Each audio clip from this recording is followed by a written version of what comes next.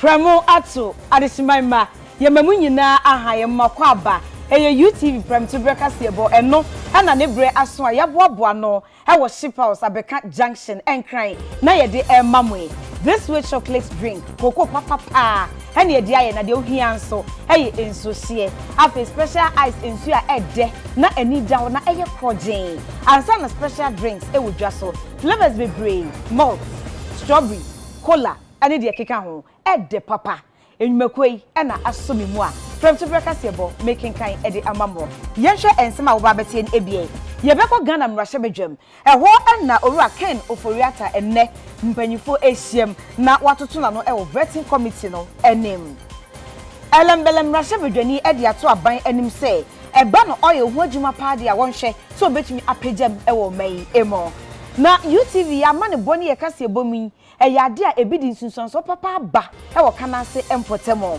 na ye ko amanoni ensem nso a abrochi man kabomuko European Union say vaccine ya wo mode bo adwuma e wo COVID-19 emu wo mo keka ne mabom no ma hwe say o metumi amana doso ana wei ene ensem bebre agokansie de e ka ho e na donhwe ba ko entem se wo ka me ho a me de ebesom se kase ebo okenkan for eye me Obrahima Afia Asiedu afa yentie ensem no enchiemo yako Ghana mrahye bedwam enne na owura Ken Oforiata wo kwakopiem vetting committee no enim na empanyifo atoto na no na wahye afa ne dibre se sikasam soafo yenko ne hwese de ensem no esi kofa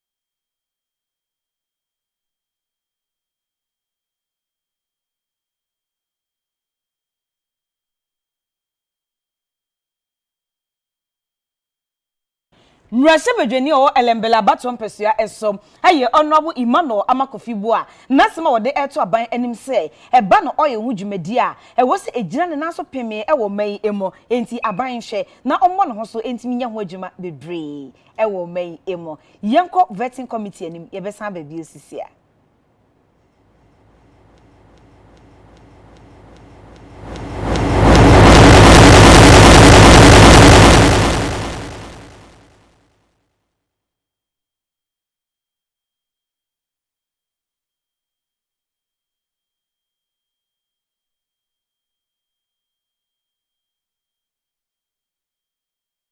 ensema owura Emmanuel Amakofibu a edito eja. We talked about the oil production, whether it's Jubilee, 10, and Sankofa, and the volumes there. It is very clear that these are the volumes that are sustaining us. The question was that what can we do to make sure we increase output of oil production? It is as if since John Mahama and his NDC left office, the 3 oil production we left is all what we are depending on. The gas is what we are producing on. Mr. Speaker, the excuse that somehow we don't have a new oil field producing oil because of COVID is far from the truth. COVID has contributed, but Akyere, that was brought to this house, and we gave them all the goodies in the world, changed our laws to suit them. Basically, after getting all those amendments and the benefits, could not raise the money to do the development. And so, in the upstream sector, if you are not continuing adding more development, the industry comes to a halt. We urge the ministry to support the Ministry of Energy to make sure that we can really bring activities in the upstream sector.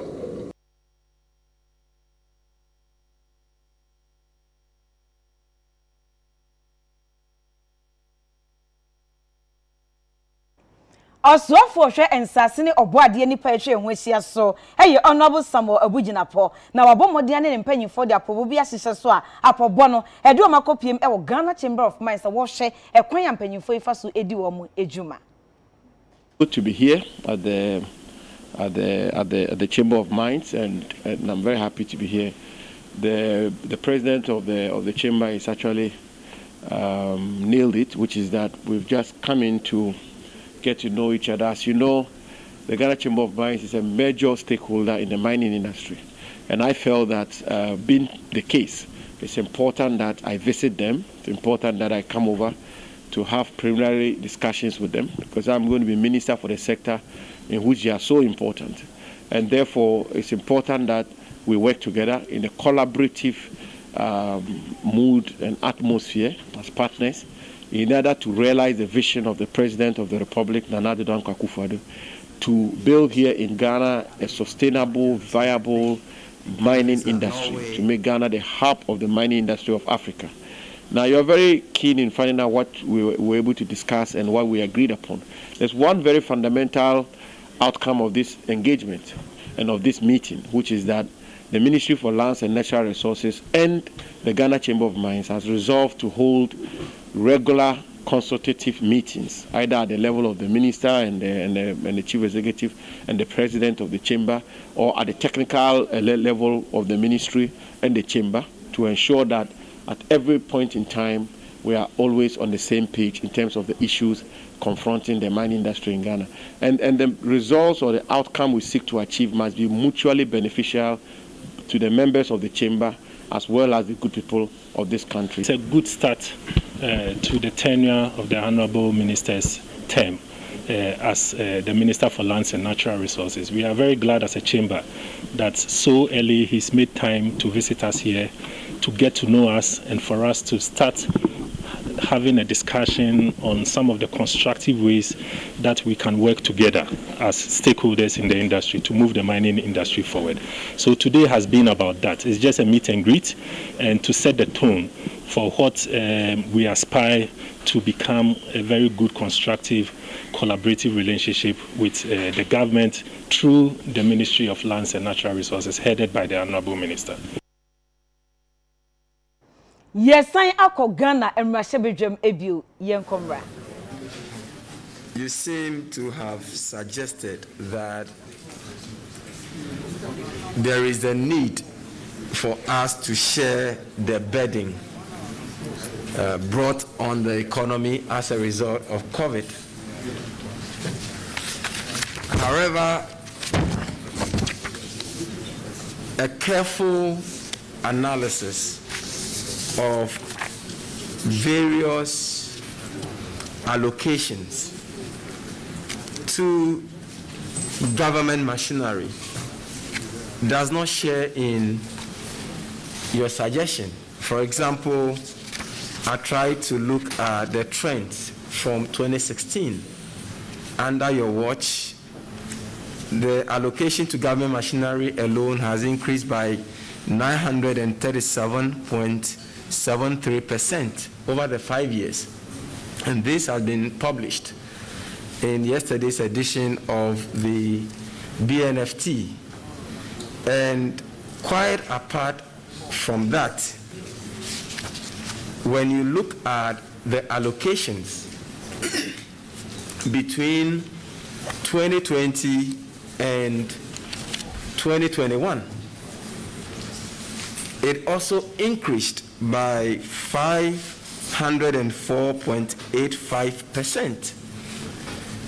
This clearly does not show a mark of a government that is willing to share burden, or that is willing to cut down his own expenditure as a way of commiserating with the citizens who are being taxed. What would you say to that? Thank you very much, Mr. Chairman.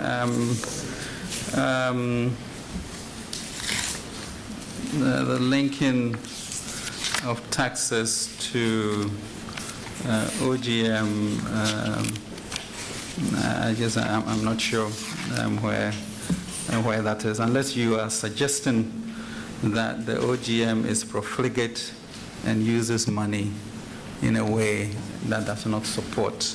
Not quite exactly. I'm only asking that with reference to what you said earlier, that the reasons for the introduction of the taxes is because we want to share the burden.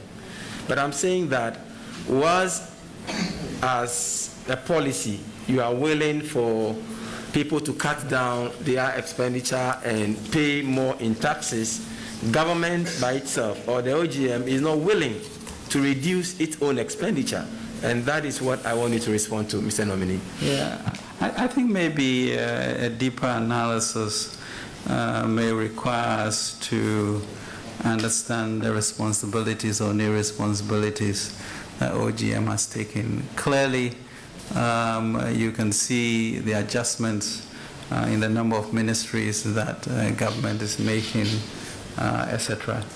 So I think that would require some insight as opposed to isolated numbers as to exactly the increment in mandate and what it is that is happening. So yeah, I wouldn't, ascribe this to a disproportionate burden sharing as a policy, but truly, I think the burden sharing is something that we should all embrace and make sure that the transformation of our country goes on. But I would certainly examine that. Thank you. As a quick follow-up to that, you will recall that sometime in 2020, there were several other ministries that were run at the presidency. For example, we have the Intercity and Zongo Development Ministries, we have the Business Development Ministry, we have the Monitoring and Evaluation. And all those ministries, as we speak now, are no more under the OGM. And yet your allocation is increasing.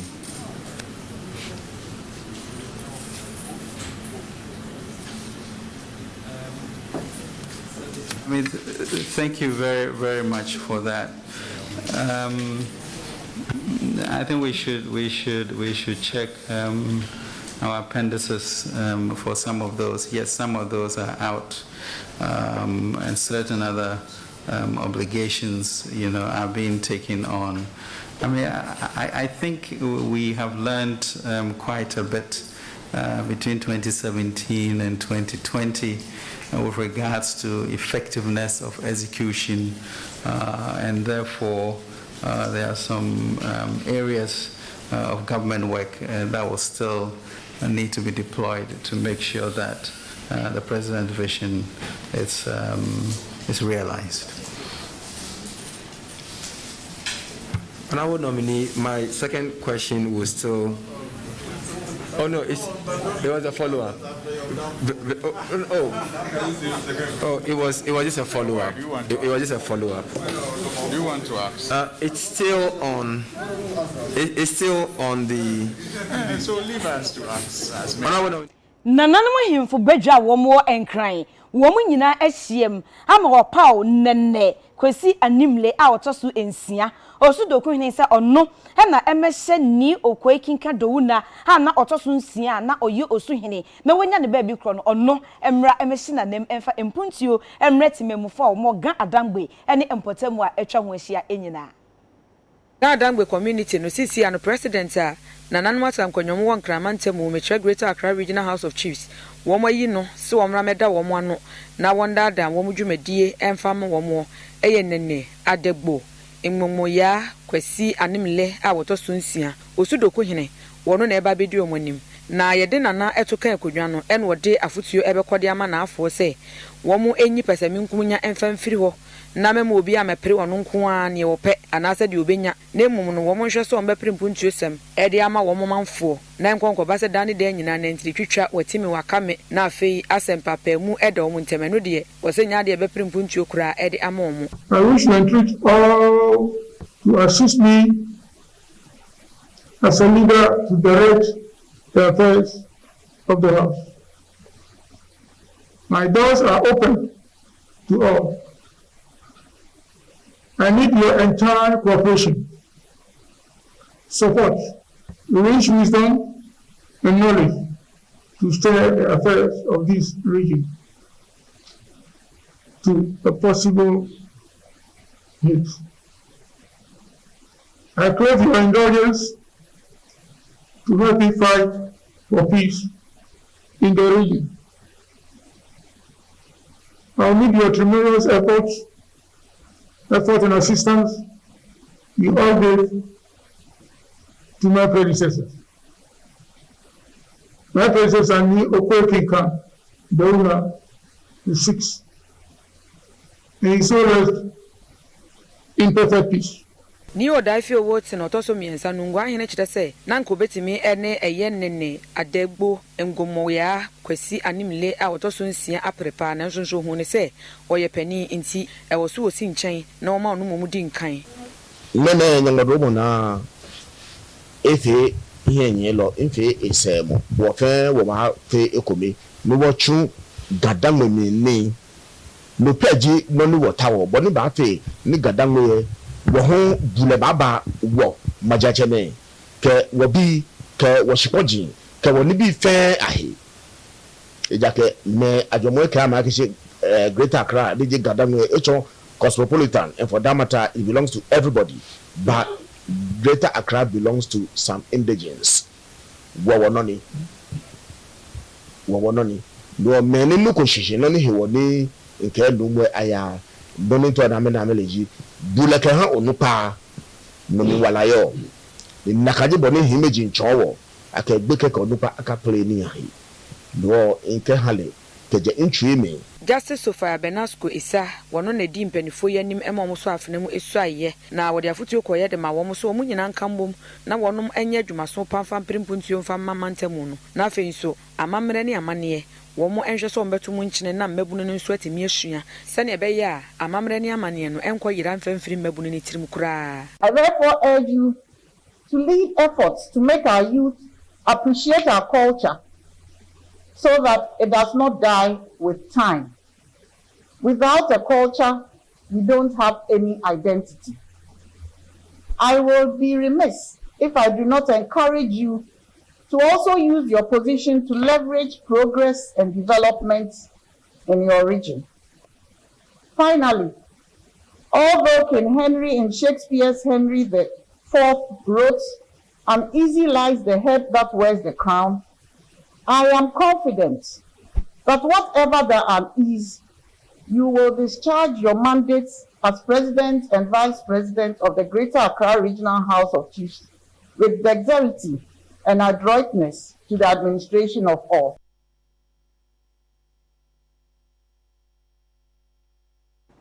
(2019) and 2020 pensioners are woman ewo kwame nkomasuapon emu no womo ebo ntrene se ansha womo di suapon bekwa kogina emra kwan eso na de nti womo kan se ni se womo as gracia ye betua ma woma empanyifo no ese womo at 17.5% e de afrim ewo abrekon womo ya pensionerfo no ya ma womo enkaye.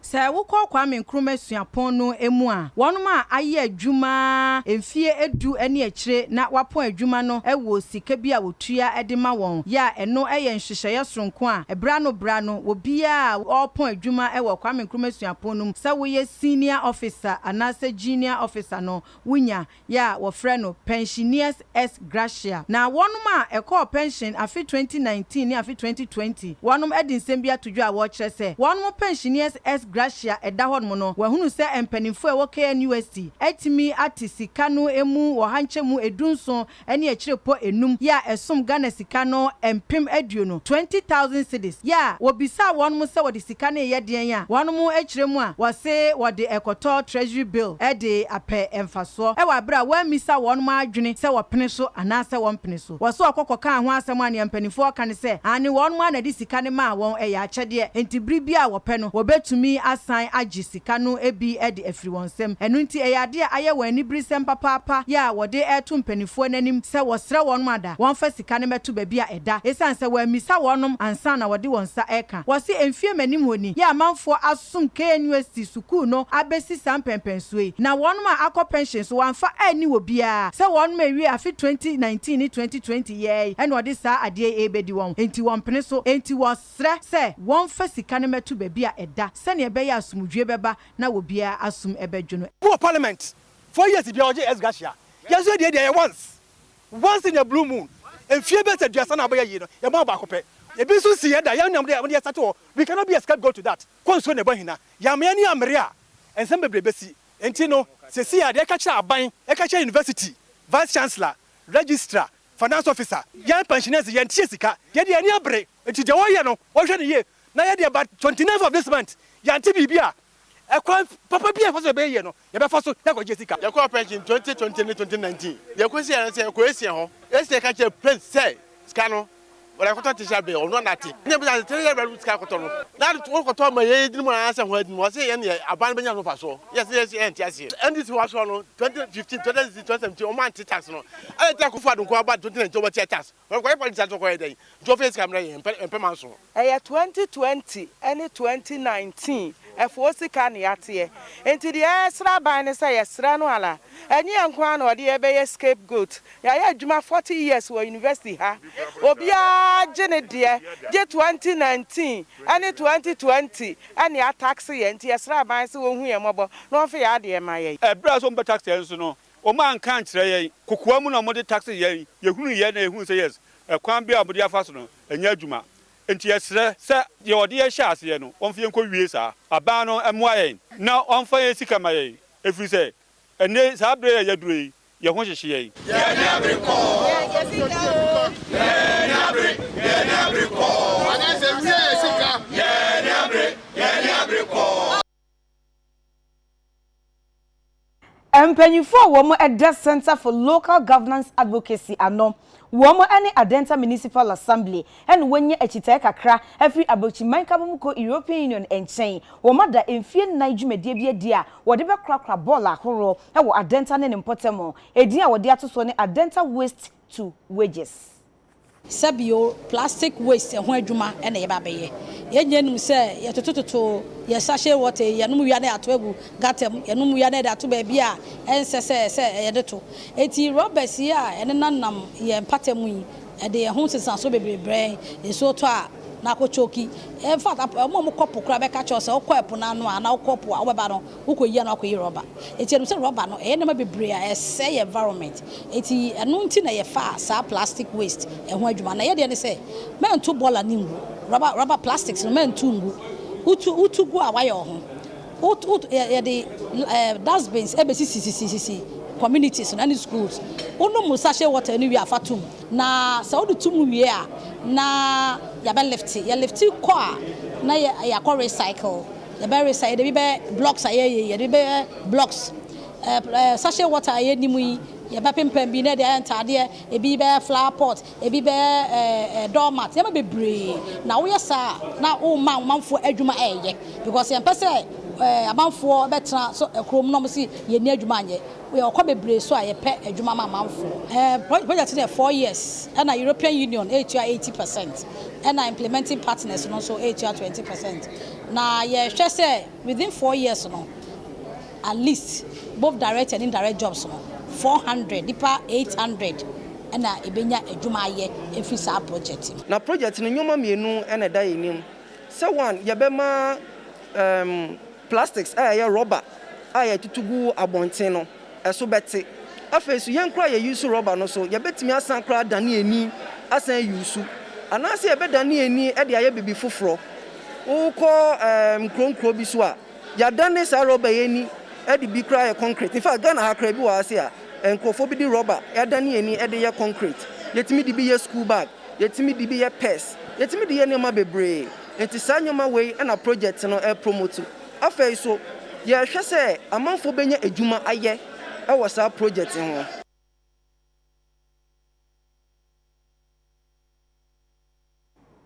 Yeko goso ewa half mantam emom National Women's Organizer ma NPP amanyuko no hey Mami Kate Jemfo a no ne mpanyimfo abomodin a akọ apro bono wo de nase he na ekoma party manyina na enum no wahye bo say 2024 party nani abre adwumaden he ne adwumasono na wo mo ebeye NPP mpanifo bi at Chairman Freddie Blay, John Boadu, FF Anto, Omari Wadie, Sami Ewuku, Henry Nana Boachi, anyone okeka ho, ene ko goso ewo afumantem nim, ede asada ekoma NPP ene goso adehye nyina. So mugina mo nan soto aba ede ema NPP amayuku no, ewo mfimpimienu ene aduonu aba yeto ye no. Mami Kate Jemfua a wono boaboa ma no ede mamayuku no kasaye, ena wo se, NPP amayuku no ene abre panto mu ye adwumaden se ebebo ama 2024 masan edi enkunimu biem yes yetimi di yan se edi nkabom baba ye nyina ye ba because ye opposition ye nyina ye ba ko we gyina ha na we gyina ha enya ba power bo se we afa ha eno no emwa party no nti ye ne ye party for aba ye no mo kasa se ye ba ye bia obi entwa so ne fa nkabom no ye nya dwumaden na 2024 no MPP ensantena amen akunya no so se de be ya oman Ghana betumpo because niema bebre ni hyehyɛ bebre na MPP die eye na se ye nwie na ye jai na ya anomba omba bese no nti ese yetimi toa so na ye adwuma no na Ghana fa ntoma papa efu National Organizer Sami Ewuku ene Alhaji Aziz a wono ye Nasara coordinator enso kasai to trust him ye nuano mo wo manu kumandis e dia hye e form e wa half Tama hajuma ya no sabu ni akukudro na ni odo ne pepa wontimi adobe hwe ye de hyehyɛ so no region mo ye constituency and regional party itimi kan bo mo je 4 out of the 6 na ba ko krai wo mu kwa de wini presidential parliamentary yetimi ye wo gidie kese se ye bitimi de ni na go from ama year to year ama na mencha de na nyama ya so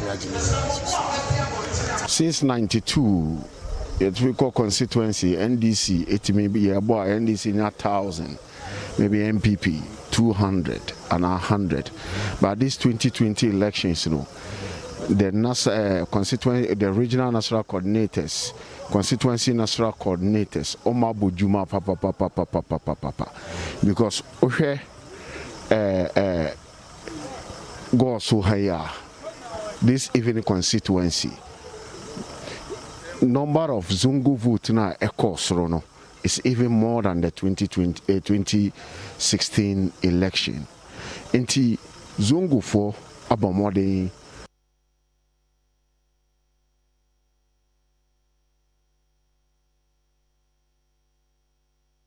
Afi 2020 Ghana Statistical Service mpanyifo eye dwumadie be na eye dwumadie a yebeka se piloting wo mo so eniema ahye kakra ekoso wo enkran ene tema de na wo mo hwe nyina ye Ghana fo dodo a afi mu ni nyina wo mo efri mu de kodie potia ema wo mo efri mu eno ne niema foforo bebre na wo mo ehye ye nhwe se de ensem no ekoma wo oman mu no mpepi no obi fimu a saa de no yenta ema ne nko abankrata mu nti na ye hwehwemu na yehu se san na sade na etefa ewo oman mu but na sere sitie no ye ntumi enye no oman mu nyina nti yeyi mia kakra bi Greater Accra ha ana tema na ye di sa dwumadie no 2020 na sa dwumadie no na ye ne police for ana di sa dwuma no police station bia no sebio obi fimu na enye sebio nipa no fimu ayarsa bia mpempi no ebusuafo na adofo ekobo police for amane he nti police for nso atwrogo mu nkrata mu na police for no anyanya sa eyino na omo nso aye omo hwehwemu no asa omo nsan fan ko birth and death registry omo yama omo akwenya se bribia no omo na wo se omo record sa event no nti ban sa no na ese I will say this adwumadie na yehu se eyade a ekoso bebre anase just 1 or 2 cases nti yehwehwemu no na yehu se within Greater Accra hanko no from January to December ye pilot project no from only 38 of the almost 100 police stations no yenya over 500 deaths na esi ya record of police books mu nti na hwehwe mu no nti o say ye hwe se bi o mu fi mu no amu ye postmortem ehu adekode a se bi okun nipa no ana omunya barrier permit ansana se bi ye kosie nipa no nti saa dwumadie na ye ya ende no ya denedi na enya ye no kra yetimi asua ne emapi wo ene edi hu se anya sani amra no kasenka obia efiri mu a yesi etimi tro wa banka temi ehu se ebe efa de ye ntro wa banka tem ene no ye kakra bi a ye nti ye kase ye de kwa oman ni nyina na obehu se eho no na ya to sin kakra nti yesi etimi hwe ni ye ka cha manfo no mu se ehu hia so obi firi mu a ewom se asem na esi ade atoye ni but esi etimi ekọ ka kire aban na etro wa aban krata mu na nti sesi a ye hu ye sua ade kakra wo ye hwe nti se animu ya emfa nse bi efi bosumi a ye besi mu ye betimi atre mu akọ oman mu ni nyina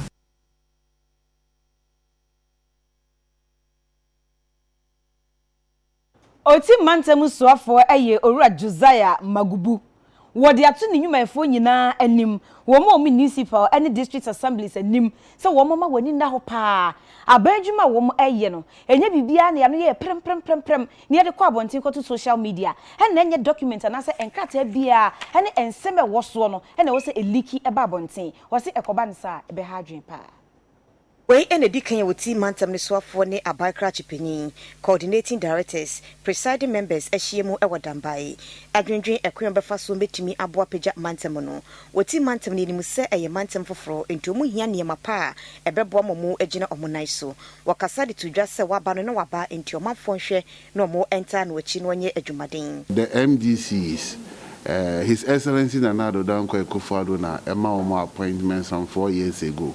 Ono no more was asked almost say they should continue to act in his stead. So there they should feel say bia omo power now mampenye de ma ono has been reduced or whatsoever. They should still take charge of the various assemblies. No more ye jumane say na SSO omo ye den omo ye. Now at the management level omo ye meetings almost share confidential documents are enye for public consumption no. Mesra say the assemble staff and the leaders of the assembly in terms of governance no obia entuno hufu say na ebia document be ebeba for the consumption of some specific people no more leak those documents to public platforms and other social media platforms that will be shared and God knows who receives it at the end of the day. So information be if is good for the consumption of the general public. It should be communicated. And also be super assembly so here information be there are procedures that will be follow, especially with the passage of the right to information bill. No, people can get in a requested and be given information. But sharing documents are for the consumption of some other people, no, and the interest.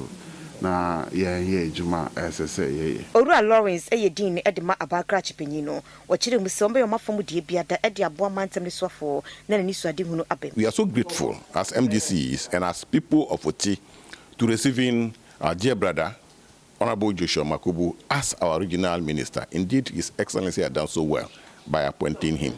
We as MDCs want to pledge our support and devotion to him, so that we can lift up Oti to that pedestal of growth that we are all expecting. Indeed, if you know Joshua very well, he is an open door policy kind of person. And that is so good to let ideas come from all angles so that we can use that to push this region forward.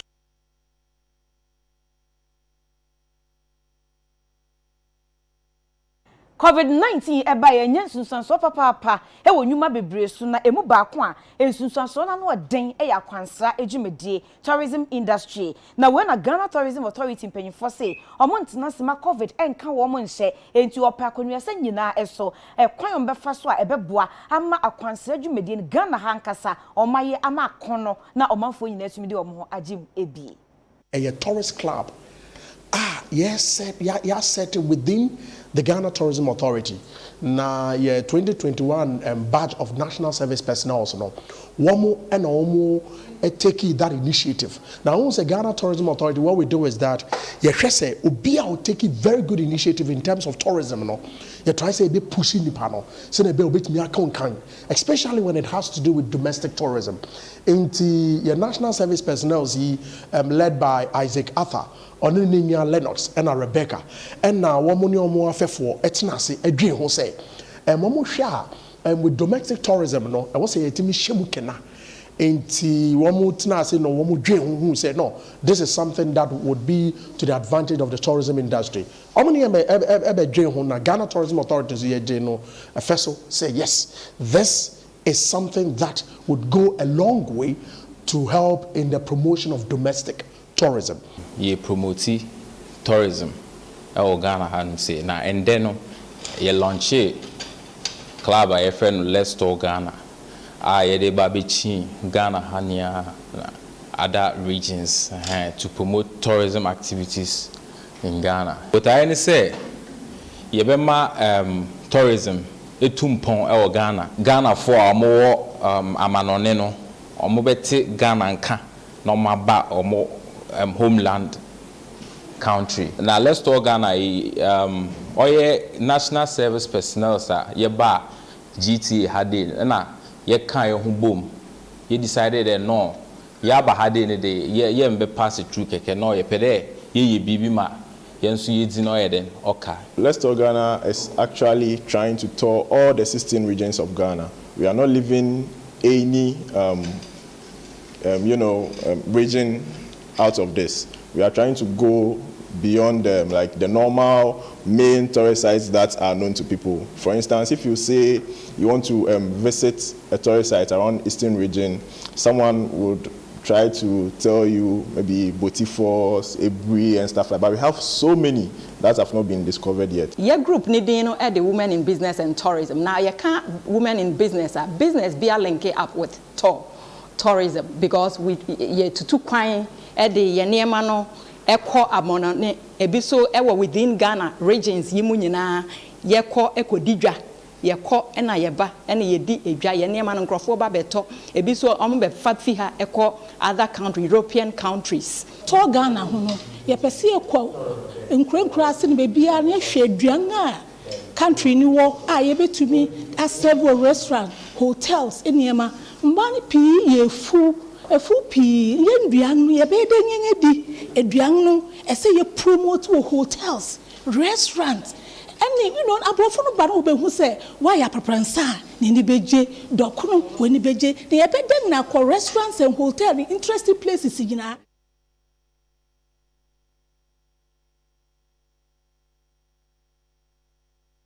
Ghana Health Service Women National Tuberculosis Control Program waka unwabom na wada afi 2021 World Tuberculosis Day no wom adi ahyemukina na de waka che omanfo nyina ene say tuberculosis are eye ensamawa no ene COVID-19 esepa niam bi de a esepa papa se bia obebowa ana ebunu fever ebechew anasa nhome a ensi so no ni nyina ewo sa ensunsanso bi COVID wo na tuberculosis so wo enti wunya sa ensunsanso ne pe ma unanye ntientia ewo ayansabia Obenim anasa March day to so aduonu nan wa afibie mu no ewiase de esi wo se eyeti bida Ghana ya kawiase ho amaye difa no ena futuo akọ ede ama Ghana fo nyada se yema ye nanye ntientia ewa yaresabia ebra ya bowa ama no ache na ewiase nso anida so se huebe emfiempim mienu ene aduase num emra no na TB yade no yetu ase Dr. Franklin Asiedu Bakwen wakasa achirem se TB yade nya bonsam yade te se ne ye kanu ntia ya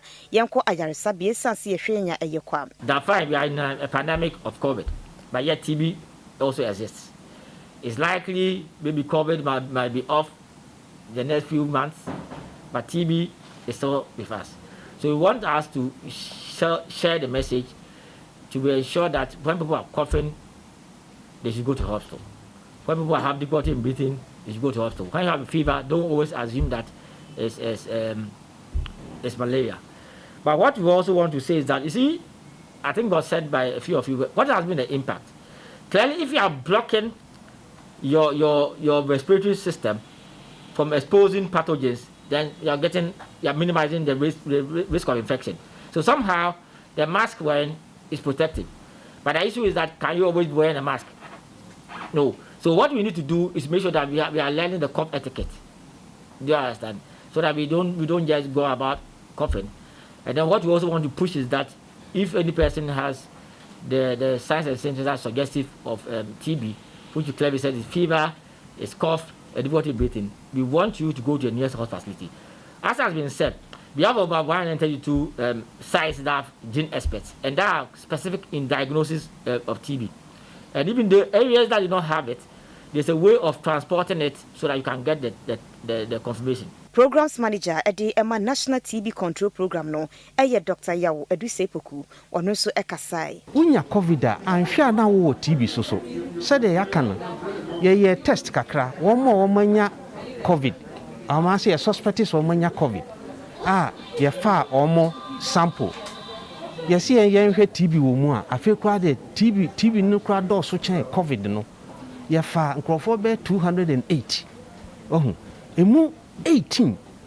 If he say yeah they could test for COVID in Kwa, and yeah say okay they ain't tested for TB. Emu 18 na ye TB. Emu 9 na ye COVID. Inti na say the ya can say yare no ho. Into obi a obo wa bia na ye wonro ho. Eno no so ye free. Kana simpotamo ewo wenchi ewo bunu mantam emo na omanfo na ebrepa wo munye nsuo nom UTV ebe mu na ye bo dero eno achi no ensunsanso aba ama sese de ensupa ena omonsa aka UTV de wodi ya na wodi asemso ho chiro na se UTV ba maka hunu se wanya anomwa yawi na adehye waka na ase a eno wo wenchi mesini bru mantam nim na ensuo ho de mom papa setete abaya no UTV ekotwa beto montene so ka ho asem eno na Emeritus Apostle Joseph hu ya wakwakoye ensuo kama ede amomwa ene omo apa ho entima na omanfo no akasa de aseda emu edura ma UTV ama bi aso empinifo so sei eno mo ka mo nsem wa mama bo mama ya mamu amecha sa ensuo yi amfa ma kasafidie television chua enka na dia me papa bi hunu o mbe cha ya o frɛ mo so mo ye mo de o se ye wo yo na mo ba ma nka sa ha ye kurate enti mo mma na mutu ana mo ba ye no na ma me papa su ni wo TV no so papa so gina ho ma Africa nyina o so e bibi man nyina nsoro ma edi se ne manfo bi wo ba bi na so mo hunu amane a o di me hwɛ se o mo ba kire o mo sa eti mo ma ne ba fidie so papa no sa na tie dia no mo ko na mo ko se de UTV for camera UTV for ni di wo mo di baba bia no kure so mo di bibi sa ba dia kona ka ampa me ba be hu se ye no kure anko bo na man wo se ne kona ko tu so di ma ho mo ampa ane se Midday ya ba be sie mo ha ya ba be mo be hu at the first time say e manige pa since mbe dia se no man no karaso no wanda bia sie nsuonye ampa obeba no na na mfie girafa brako girafa na abda girafa enti ne yem papa wati mabaya maye be dana sekase ayen sada na kanase da mawa nsuo de a big problem since ever ye wo ye ye ko almost 35 years na nsuo ya no ma tetese ya na ba chiri kunya na nsuo mo no na ehuni se duba bi no nsuo no epese na edutwa enti na aye program ma kanase fo a ye wa ha temse mo behwe mo nyina mo ba behwe twitwa ko a mo de to wasa dom fo ne company ko bi nsuo memo ayi enu mu na ye papa na se na e ba ho moden a obo ya nne yehu adefefe a asi nti kanase nsuo de obi a wo ha akra keto bia ne panyi bia ni se eduba bia ye ne ko mo ampo prako no na nkene no se ko mu nyam hu bi mu kala na etie na se ko ho nti ye ko du nsuo na nsuo no enne kra na ye no enne na ye se kanase fo hu ni se na nsuo no ye e ma ye no na hwe compare we no ene ba kwa na ye no na ti se na ye wo big problem. Kanasi force UTV de be bia eye no kre kase eboyi eye no kre madaroma yenyina so ye dane ye ho abasisia